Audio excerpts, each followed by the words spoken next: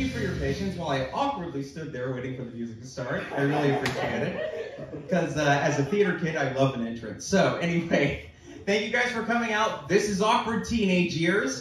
Thank you. We appreciate you guys being. How many people have been here before by a round of applause? All right, how many people this is your first time? Okay, great. Thank you guys so much. So, just to give you the layout, we are a storytelling show. This is what you're about to hear is a full lineup of true stories from some wonderful storytellers from their middle school and high school years. We cover a wide variety of topics. Nothing is off limits. We talk about first crushes. We talk about tests. We talk about first cars. We talk about drinking. We talk about smoking weed. And most of all, we talk about coming of age. It's the big theme of the show. So we really appreciate you guys taking your time out of this very random weather to come and spend your time hearing stories in a basement. Let me get us started, just to give our latecomers time to, present company excluded, time to get a seat and everything. And I think I'll start the show off in the most awkward way possible. Who here remembers when they had the talk? Anybody? Okay. And everyone has, it's always a very strange, awkward conversation to have with your parents in any given scenario. You don't know what they're saying. They don't know how to explain it to you and everything. It was a very unique scenario. I'm from Alabama, and I grew up going to a Southern Baptist megachurch. I am definitely from Bible Belt country. And to top things off, I was the firstborn in my family and was a very anxious, goody two-shoes, want to please everybody in authority kind of kid. And this is how my parents chose to have the talk with me. My dad and I, we were outside. We used to have this chained swinging bench under the back porch, and he's sitting down and he's holding this book in his hand. And it is a book called Preparing for Adolescence by Dr. James Dobson. Does that name ring bells with anybody in this room? Congratulations. So,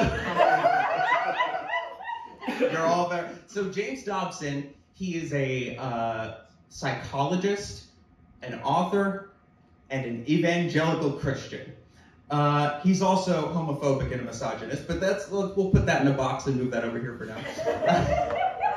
Like with most famous people. So my dad's holding this book, and he's got it bookmarked to a certain section, and he's like, hey, I've bookmarked this part. It's for you to read. Read it. Let me know if you have any questions. And then he just leaves. And so I'm there reading this book, and it is very clearly a part of this book that is marked, show this to if you have a son, show this to your son. I go back and forth as to whether or not I wish I had read, if you have a daughter, show this to your daughter. Because I'm like, do I want to know?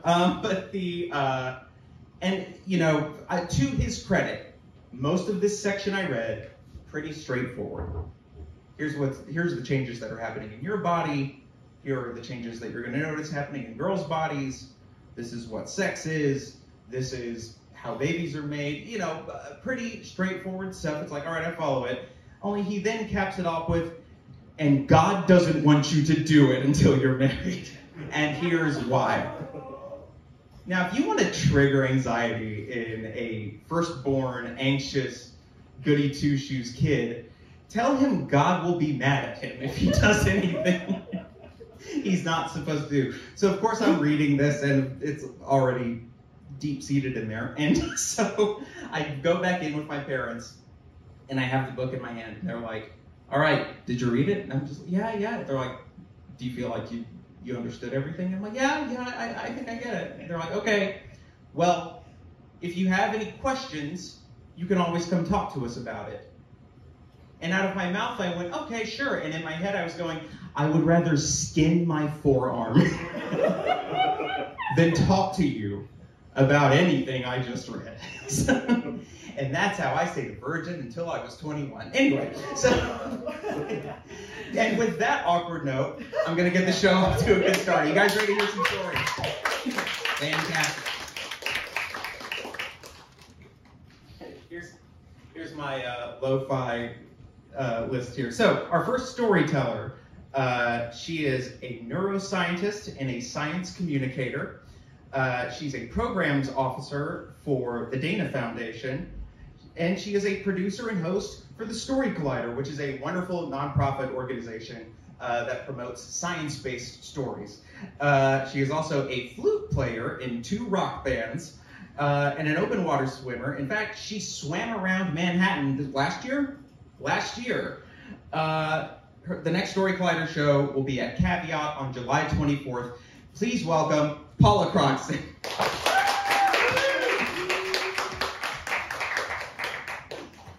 Hi, everybody. That's nice, I know you're there. Okay, so I'm in science class, sitting at those high wooden benches on those uncomfortable stools, and it is a warm day, which in England means it's not that warm, but we're going to capitalize on it anyway. So the windows are open, and one by one we're raising our hands and we're asking permission to take off our blazers or our jumpers. That's a sweater. And because we have to ask permission because that's how it is. And so I'm trying to learn. I'm trying to pay attention to the chemistry teacher, but I'm a bit distracted because the boys sitting in the row behind me are staring and whispering. Now, I am not usually the kind of person that gets stared at by boys. I'm not what you describe as a cool or popular kid. I'm what the British people would call a swot, which is another word for a nerd. And I'm also really shy, so that doesn't really help. And I'm a really weird looking kid, just to like add on to that. So I'm like so skinny that my knees are wider than my thighs. And my mum still cuts my hair, and she really specializes in this kind of short, kind of bowl cut, you know the one. And although puberty has visited me, it's just kind of left me with raging acne, but not much else has changed for me. And so if other kids want to be cruel to me, they ask me if I'm a girl or if I'm a boy. Mm. And if they want to be really cruel to me, they just call me boy girl. And honestly, at this point, I'm 16 right now, and I'm beginning to wonder if I'm ever going to develop into either. Maybe I'm just going to be like a sort of acne-ridden piece of string cheese forever. And so I'm like really grateful. I'm really grateful one day when my mom really sees me, you know, and she comes into my bedroom one day and she says, I have a gift for you.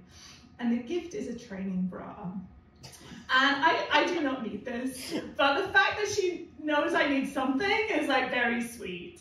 It's yellow cotton with a little bit of lace trim, and the little cups are kind of baggy on my teeny tiny tits, which have not developed yet. And yes, I am still waiting. And but I'm like so grateful to her for bringing me this little gift. And that's how I realize why the boys are staring, because I raised my hand and I asked to take off my jumper. My school shirt is white, thin, cheap fabric, and they can see the yellow of my little bra through the fabric. And so they start with whispering, and then they go to laughing, and then one of them finally just blurts out, "What a nice bra." And I just want to sink into the floor. I feel myself blushing from my little yellow bra all the way up to the top of my head, and I just don't want to be there anymore, because these boys know. They know I have nothing to put in the bra. They know I'm a fraud. They know that I'm just a boy girl. And I just don't want to be there anymore. I just really want to cry and get out of there. But it's the last period, so I hold on until the end of the last period, and then I just get the heck out of there.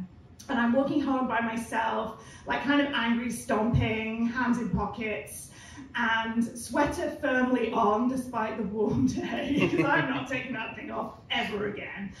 And I realize I'm being followed. And I'm like, oh, for goodness sake, like it isn't bad enough to get picked on in school for this. Now somebody's following me as well, and they're just gonna like continue it. And I look over my shoulder, and sure enough, it's one of the popular girls. Her name's Joanne. And she is everything I'm not. She's cute and perky, and she has flippy hair, and she's a hockey player, and I'm just like, oh no, I can't with this. So I keep walking as fast as I can. Surprisingly, her hockey legs are much faster than my string cheese legs, so she catches me up, and I'm like, oh shit. So, and she says my name, she says Paula. And I turn around to face her, and for just a moment, I get brave. And I say, what? And she says, I'm so sorry the boys said that stuff to you. Like, they said the same thing to me a few weeks ago. They're so immature, it's really not okay. Are you all right? And I don't think anyone at school has ever been nice to me before. So I don't really know what to do. I kind of just like, look at the ground and sort of mumble and say, oh, thanks. And then I don't really know what else to do, so I just start walking home again. And she says, do you want me to walk with you? And I say, no, I'm okay, thanks. And I just keep going. And I don't want her to see that I want to cry because somebody was nice. So I keep walking, but as I'm walking home, I start to think, well, maybe I shouldn't have pushed her away so much. You know, like she was just trying to reach out to me, and like maybe, and then I start to think, maybe other people don't know that I'm shy. So like when they come and they try and be nice to me and they get like, what? Like, maybe they just think I'm a bitch. And this like weighs on my mind for a while. Like, so we break for the summer, and all over the summer I'm thinking, I don't think I want to be shy anymore. And so I decide, I'm not going to be shy anymore. And I know that sounds really strange, but I'm like really committed to this. And and there's no more school uniform next year. So we're going into high school, and so I go to the thrift store and I pick out some cute t-shirts with logos and a velvet jacket, which I think those are back now, which is awesome. And I decide that I'm going to go to school. There's going to be some new people there, and I'm going to just not be shy. And so I walk into school on the first day, and if I see someone I know, I make eye contact and I smile. And if I see somebody I don't know, I go over and I introduce myself. And amazingly, people don't reject me. They're like quite into that, you know, like friendly thing. And I make some friends. And I'm out one night in a bar with my friends, because that's what 17-year-olds do in England. And I'm standing at the bar getting a little tipsy on my Bacardi and Coke, whatever. And I look up and I see two boys standing at the bar, and they're staring. And one of them is whispering to his friend. And for a minute, I want the earth to swallow me up again. But then I look up, I make eye contact, I smile, and I go and introduce myself. Thank you.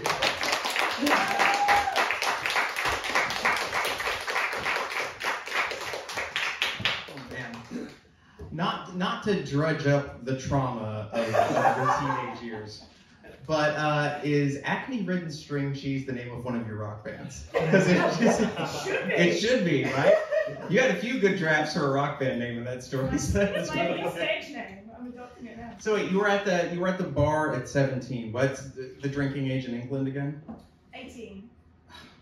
On the one hand, I'm jealous, and then on the other hand, after the story you just heard me open the show with, maybe I didn't need to have access to it that early.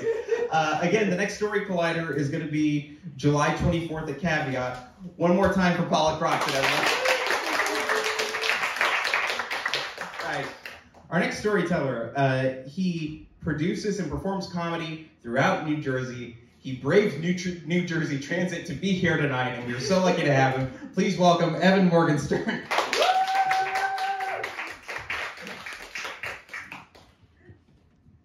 It's always hit or miss with New Jersey Transit. So, was I into football as a kid? Absolutely. It was a huge, I grew up in Miami during the 1980s where college and football, pro football were the thing for everyone in the community. So, more importantly than that though, they were a big thing and a passion for my father. Now my father and I, we didn't exactly see eye to eye. It wasn't like contentious, but there was more like a cold disconnect. He was very type A personality, and also in his mind, he was a very old school boomer where girls are supposed to be quiet and shy and, you know, just playing by the rules, and guys are supposed to be macho and outgoing. And to his disorientation, he got my older sister, who's very type A and very outspoken, and me, a shy, awkward nerd. So it was kind of hard to bond with him over the years, and I was always looking for ways to do so. And I figured if I'm going to bond with him, it's got to be over sports, and specifically football. So I'd watch the games with him, I'd study the teams, I'd, you know, find out about all the players, and I'd even go to the games with him, which involved him just being really grumpy about the traffic and yelling at me about it because it was my fault. And as I had actually mentioned earlier, we would also get to the games about 2 hours early, which for a kid is super fun. It wasn't really bonding time, by the way. It was just us sitting there in silence, watching the groundskeepers do their thing. So in 8th grade, I was kind of at a crossroads. In Miami at that time, middle school went to 9th grade, but high school also started in 9th grade. So you could choose if you wanted to stay in middle school, which was very unpopular, and if you wanted to go straight to high school. I decided I'm gonna go to take 9th grade in high school and impress my dad by trying out for junior varsity football. In addition to being a shy, awkward nerd, I was also very short and underweight. I would have been destroyed in any tackleable positions on a football team. So I did what any hardcore aspiring athlete would do. I got a book called How to Play Football the NFL Way. And I studied night after night on how to become a kicker. You see, kickers can't be tackled, don't need to be big and bulky, and have very limited experience getting in any kind of position where you'd be knocked over and subject yourself to a future of brain trauma or CTE. I was going to actually say what the words CTE stand for, but the last word, no, we're not doing that. You guys can look that up. So one day, my moment of truth, at the end of the summer when school was going to start and the football season was going to start, I decided to go to the junior varsity football coach and say, I want to try out for the team. What I didn't know was you don't try out for the team, you just go to the practices, they give you the practice gear, and they decide if you were good enough in practice that week, you could start on the team. Well, I told my dad anyway that I tried out and I made it. To which I got kind of a grin and, okay. So I knew I still had a lot of work to do, and I was going to do that work. Drama club and newspaper, be damned. They were just going to have to suffer because I had my daddy issues to deal with. So I continued to practice, but there were 2 other guys on the team who were also kickers who played soccer, which, if you play soccer, that's the style of kicking that's involved in American football. So I was behind these 2 guys. And also, by the way, all the other players would call me Rudy. This was the mid-90s, so you might have to remember that for... Anyway, so one day, our team was like killing this other team, just beating them really badly. And our coach decided that, you know, us bench warmers, us guys who never got to play, we're going to get to play. So yes, this is going to be my time. This incredibly hot day in Miami, where I was about to pass out simply from standing there. I was going to finally have my time. Now, my dad was busy with work and didn't come to all the games, but I knew he was going to be at this one.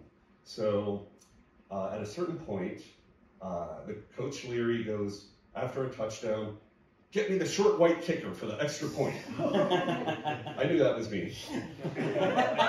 So, but I immediately froze because I thought, you know, I've been practicing this, but even the an easy kick, like, I don't think I can't do this. I was like, it was like an out of body thing. But, so I actually said to the coach, I don't think I'm ready for this yet. That was met with a lot of laughter from him and the other players. Because when you're given the chance, you get excited and you take it. But I decided to buck up and take the field. Now, the ball was snapped to the holder, but away from the holder, which is very rare. And for those of you not familiar with the sport, the holder is like like Lucy in Peanuts, where she holds the ball for Charlie Brown, except in that she pulls it away, but you're not actually supposed to do that part. But the ball was snapped far away from the holder, and that was it. My time on the field, my time to actually get playing time was over. And little did I know that my father had actually left early, as was his way, to beat traffic. So he also missed my one time on the field. But I did go home later that night and tell him about what happened. And he said, "Sorry to miss it, but good job." Now, that shouldn't have been much, but it warmed my heart. It was that minuscule validation that kind of made it all worthwhile. And later on, I would, for the remainder of his life, I would continue to watch football games with him and root with him and go to games. And when he passed away a couple of years ago, my mom and I would continue to watch the games in his honor. And I actually got excited about the teams. And one thing I will say, my 8x10 glossy photo of me in a football uniform with really oversized shoulder pads became his prized possession on the mantle. I mean, I had other things. I had like academic awards, I had photography awards, all kinds of stuff, but that was his biggest prize. So anyway, thank you.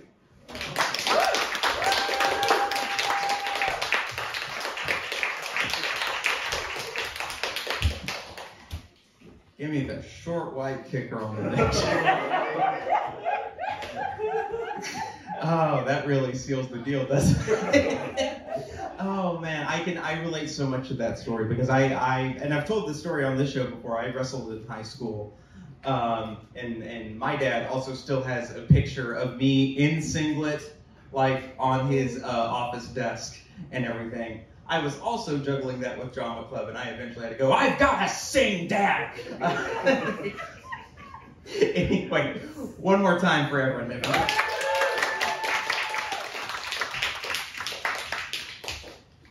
All right. Our next storyteller also has a recurring show called We Love a Theme. It's every fourth Tuesday at Pete's Candy Store. She hails from Tennessee, and she loves Real Housewives. Give it up for Bailey Swilly.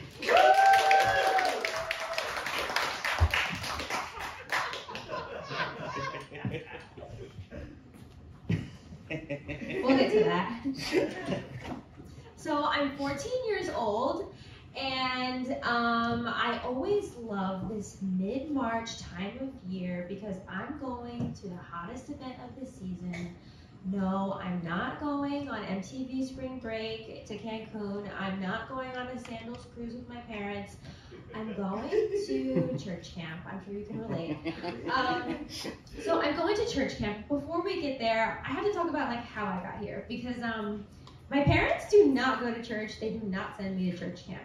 As Grant mentioned, I grew up in Tennessee. It is the Bible Belt, and to gain social currency, you must attend Ellendale Baptist Church. I feel like at Ellendale Baptist Church, I can finally like become the person I'm meant to be. And that person is somebody who's well-liked and has lots of friends in Christ and isn't going to hell. So I go to church camp, and I want to get you guys on my side here. So let me just paint a picture for you. So at church camp, it's like all you can eat food. So there's like French toast sticks, like Burger King style. There's like burgers. There's lasagna. There's all the foods my parents do not make, and I eat my weight in everything there. But it's not just about the food. Every day we've got like field day activities. And of course there's like Bible study and things like that, but like it's actually a lot of fun. But then like the main event is at night. And so like it's Evanescence vibes, it's Creed vibes, okay? And it's also a fashion moment. I wear my floral American Eagle with cargo pants not pictured and a leather Newsboy cap. So it's really just like a hot night every night. So I get to our sermon, and the sermon is like full of fire and brimstone. And the speaker is just kind of like talking about all the bad things that we do. And all the bad things are mostly just like drinking and sex. And I don't do either of those things, but like, I know I'm bad. And so during his sermon, I'm just like bawling my eyes out, just like repenting for all of the sins of my short life. But then the moment passes and it's fun again. At night, the sting of our sins washes away because it's like game time. And so it's the early 2000s, and so we play Fear Factor Church Camp Edition, based on the NBC show hosted by American hero Joe Rogan. We play Church Fear Factor, and like I get out in round 1 because I start gagging when I eat chocolate covered pickles. But I don't care. I'm having the best time ever at church camp. In the girls' cabins, we're like switching magazines and like trading perfumes and like talking about how constipated we are. And like in the boys' cabin, they're like having pooping contests and like dressing in drag and masturbating. Don't ask me how I know. So it's really a great time. But the thing that I really love the most about church camp is that with Jesus on my side, I have zero emotional inhibitions, okay? The power of Christ compels me to let every boy that I have a crush on know. And so at church camp, like, you can fall in love, like, deeply in love, like 2 or 3 times with 6 different people over the course of 2 days. It's really a magical place. And I do fall in love with all of those people in the course of 2 days. So yeah, I am falling in love with everybody. I'm letting them know I love them. And like, the reason why I feel so, uninhibited is that it's a completely sexless place. And that's really good news for me because I do want to be a virgin forever. And you may be like, why would you want to be a virgin forever? Well, I'll tell you, it's because there is a teen mom at the camp that they make an example to us all, and I'm scarred for life. So I'm happy to be a virgin forever. It's a very sexless place. We're not allowed to kiss. We're not even allowed to hug. Side hugs only. And it's amazing. And I don't even care that I have a boyfriend at home. It's church camp, anything can happen.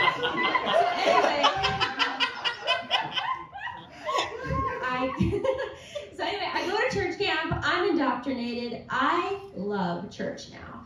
And so I'm fully in, I'm going to mega church conferences, like learning how to like really get right with God. I'm attending Sunday morning services, Sunday night services, Wednesday night services, you know. And I'm like fully in it. I'm like volunteering with my youth group, like I'm doing it all.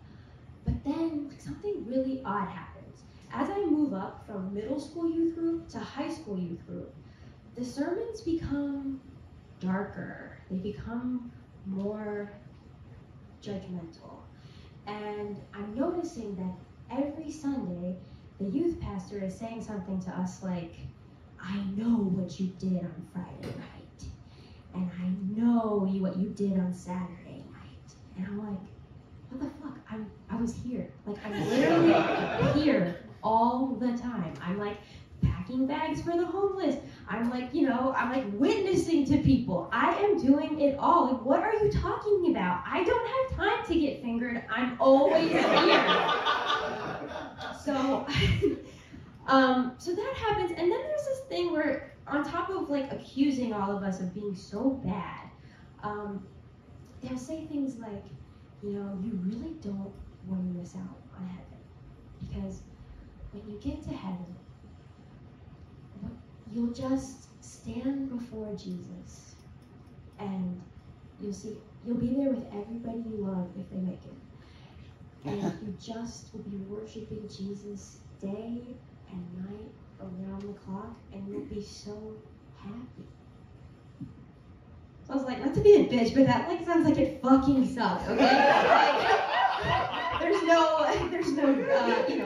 edibles in heaven, there's no swimming pool in heaven, there's no lasagna in heaven. Like, I don't really know what I actually signed up for here. So all of that aside, I'm like perfectly offended at this point. But I also start to realize that like the rhetoric at church a lot is about like trusting Jesus, and like everything is like, if it's in God's will, it will happen. And like I kind of just had a personal, conflict with this, because I feel like it was up to me to make things happen.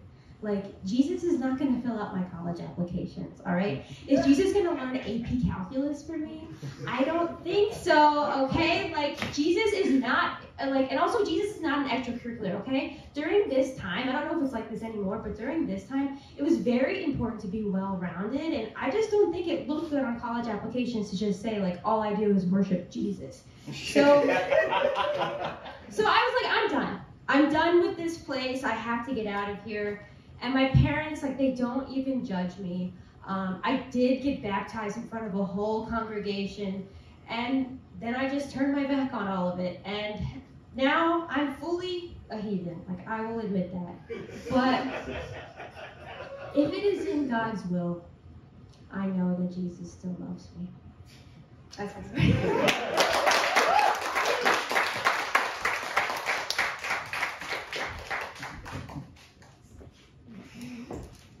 Oh, Bailey. You and I need to grab a drink and trauma dump. Like, seriously. We are from, like, the exact same. The reason you heard me laughing, so we are from the exact same, like, type of environment and everything. I can confirm the drag shows and the masturbating for sure. Hold on. I want to point something out here. Can we get her photo back up here? So you were maybe the first guest. So she sent this photo, and clearly the other people in this photo have their faces covered with the emojis and everything. No one has done that before. People have put photos of friends and loved ones that are the subject of the stories up here on the screen, regardless of the context of the story. So congratulations on being the first guest who gives a shit about it. Congratulations. One more time for Bailey. That just tickled me. That was really good. All right, our next storyteller. This is maybe one of my favorite intros I've ever read on the show. He's from LA, and he loves French fries. Yeah. And that's it. That's all he gave me. Like, trust me, when I tell them, it's like, oh, I will read anything. I will read anything. So give it up for Esmond Fountain.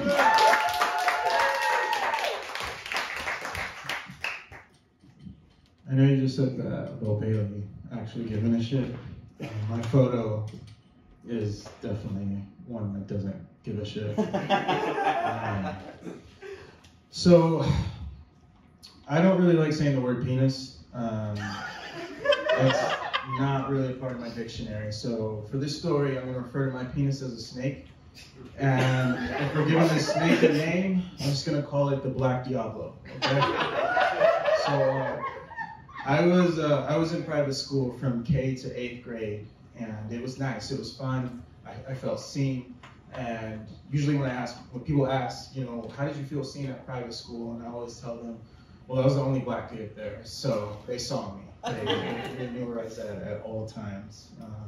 I got this nickname called Spot, and I remember getting a nickname that felt like an achievement. I was so happy. I went home and I told my parents, like, hey, my name is no longer Esmond, it's now Spot. And my parents were confused. They said, why are people calling you Spot? And I was like, listen, you don't ask questions with nicknames. You just take it and run with it. And I did. I did all my homework. I called myself Spot. Did all my reports. Everything I referred to myself as Spot. And then my parents, they ordered the school picture. And it was a couple months later, and I brought the school picture home. They opened it up, and they looked at it, and they were like, wow. There was this sea of white kids, and then there was a little dark spot in the middle, and that was me. And my parents were not happy about that, and so they immediately took us out of school, and we ended up moving. We moved from Southern California to Mississippi, which was a real culture shock.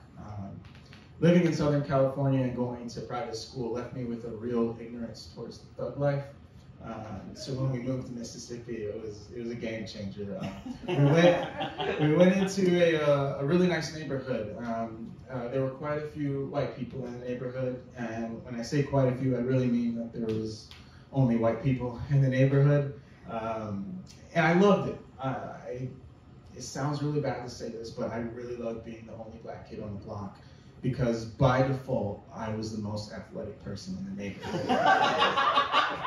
I loved it. I loved it. I had a whole new swagger to myself. I was the king of the neighborhood. I spent the whole summer just being that guy. And then school started.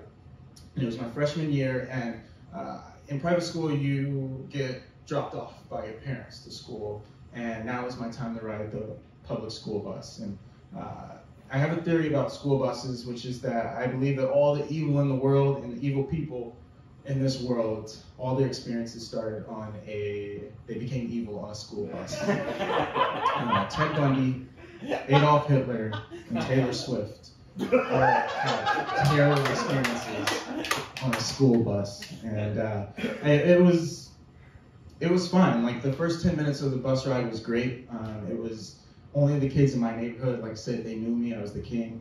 It was when we got out of the neighborhood that the real problems arose. We went to the hood, and you know, every state has a hood except for Montana, maybe. And I remember we ran into these kids, and I'm gonna be honest with you, I called them the gangsters, and they were gangsters to me, and they were cool. And I remember I went home and I told my mom, like, hey Mom, there's just gangsters all on the bus. And she was like, what are these gangsters? What makes them gangsters? And I said, their clothes are huge, Mom. They're wearing extra large clothes. And these kids, when they got on the bus, the energy changed. And I was not effective at being cool to the gangsters. They saw me as soft, and to be quite honest with you, I was. Suddenly, loving High School Musical and The Lion King just wasn't as cool as it was in California. And so I changed up everything. I started talking differently, acting differently, and even dressing differently so that I could be accepted. And riding the bus was unique. It was kind of like going to the casino. You were gambling every time. You could strike lucky and win a roast battle one day, or you could be the king of the bus, or you could wear the wrong shoes or the wrong shirt, and you could get roasted to pieces and could change the trajectory of your life. But we all just lived for being on the school bus and being accepted. No one cared about grades, girls, or anything. It was just about being cool on the bus. And I will say I feel terribly, terribly sorry for Rosa Parks and all that she did. But it was a waste because every time me and the gangsters got on the bus, we went to the back of the bus. We couldn't be anywhere near the bus driver because all the bad things happen at the back of the bus. And, I remember it was September 15th, 2009. I was sitting in my seat and I had just lost a rap battle. And losing isn't a problem. Usually when you lose, you just go into your seat and you take your L and look out the window. But today was different because my crush, Alexia, she didn't have her headphones on. And to explain Alexia to you so you guys can have a visual representation of her, is she had a big butt and she was quiet. And that's all I really knew. She got off the bus first, I saw her butt, and then she always had headphones on. And we didn't know what music she was listening to, but that was a part of the mystery that made her so sexy to me, is that I just didn't know. And so this day, she didn't have her headphones on. My friends, they're making fun of me. They know I love her.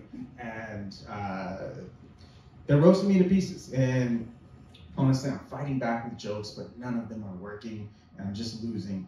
And after about 10 minutes of crude, vulgar commentary, my friends, they decided to do the unwritten no-no rule. They started talking about snakes, and specifically whose snake was the biggest. And apparently, because I was the only virgin on the bus, that meant that I had the smallest snake. Because obviously, the more sex you have, the bigger your snake gets.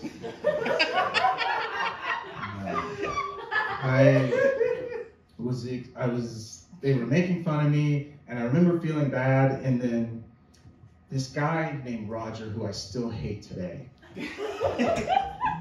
he looked and he said, "Hey Alexia, don't you think that Esmond has the smallest snake?"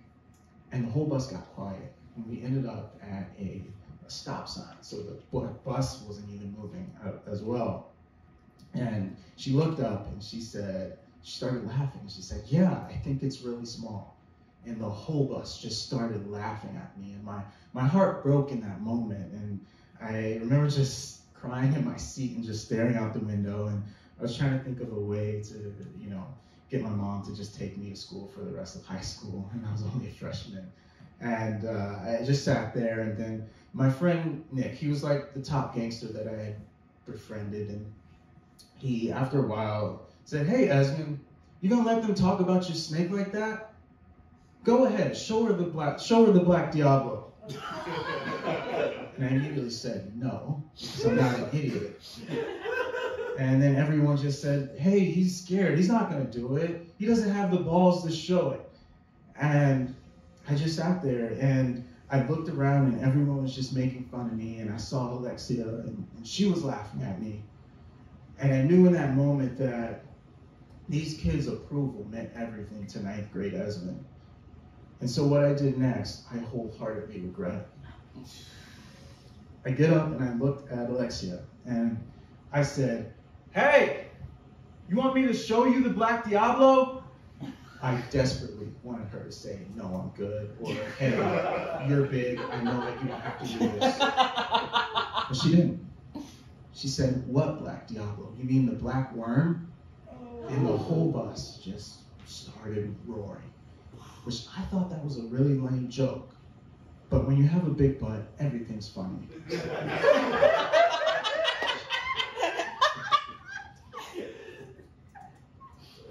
I didn't know what to say. Everyone was laughing, and that pissed me off. And so I got up and I started walking to the back of the bus. Now, I've ran marathons and walked marathons, but that was the longest walk ever in my life to the back, to Alexia's seat, because I knew I was about to do something that I regretted. And I get back there to her seat, and I'm standing over, and then she scoots over into the seat, and I sit down. I pull my pants down 25%, and then I plop out my snake. And actually, plop would probably be the wrong word. It was 45 degrees outside, so I know I'm black and there's expectations, but it was a dwarf snake. And I pulled it out for like 2 seconds, and they put it back in, and then I got up and walked to my seat. And she didn't say anything. And everyone was like, "Wow, did he do it? Did he do it? Is it big?" Which we can dissect all of that at a different time.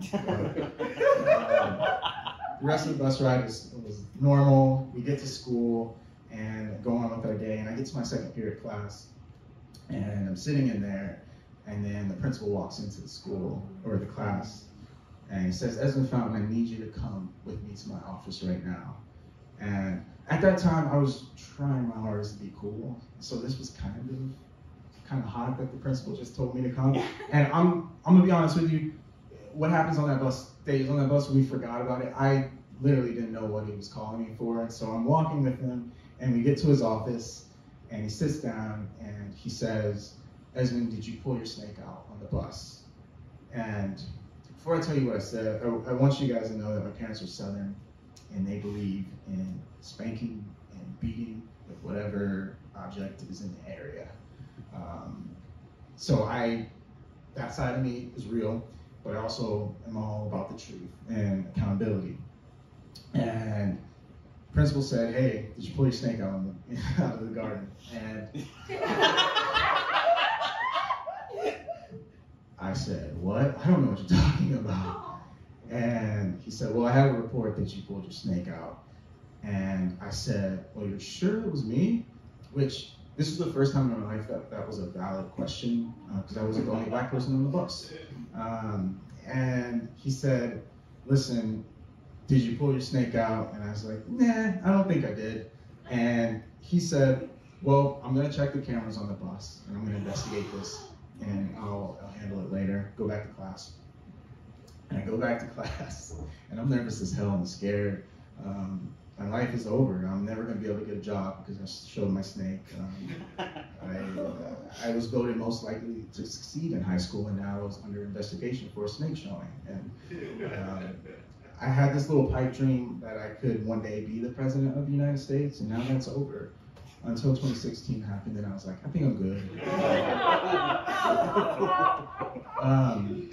The rest of the day, I just was nervous. I went back to the office, and the principal said, "Hey, you need to stay off the bus until we can figure this out." And I called my mom, and I was like, "Mom, can you come pick me up? I missed the bus." And she came and picked me up, and I remember driving home with her, and I was like, I don't really like the bus right now. How about we just not do that for about a month? She was like, "Cool, yeah, that sounds good, Esmond." And I was so happy.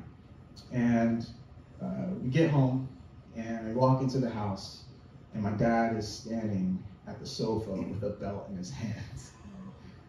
The principal called my parents and told them everything. And my dad was there to put in the work. And to be quite honest with all of you, my parents, they beat me every day for 2 weeks because of what I did. And I never rode the school bus again. And 11 years after that day, I still have not brought my snake out of the garden since. Thank you, guys.